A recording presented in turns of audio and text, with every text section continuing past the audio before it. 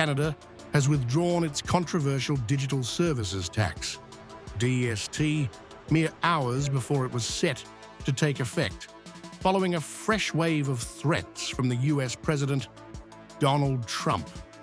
The move comes amid rising tension between Ottawa and Washington, threatening to derail one of the region's most critical trade relationships.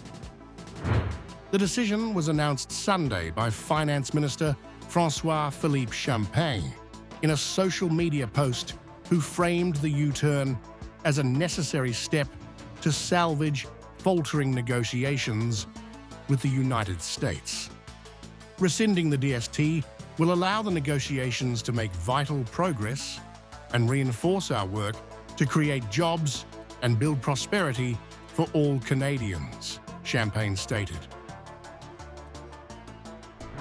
The DST, passed into law last year, was designed to impose a 3% levy on digital services revenue earned by tech giants like Alphabet Inc., Google, and Meta Platforms Inc., Facebook, from Canadian users. The tax targeted firms generating more than $20 million to $13.6 million annually in Canada, and was expected to generate billions in revenue for the federal government. The first payments were scheduled to begin Monday. But on Friday afternoon, Trump reignited the transcontinental fault line, declaring on social media that he was ending all trade discussion with Canada in retaliation for the tax.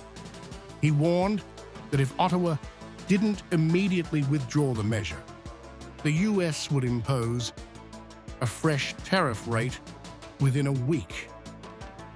So Canada put a charge on some of our companies, and Canada's been a very difficult country to deal with over the years.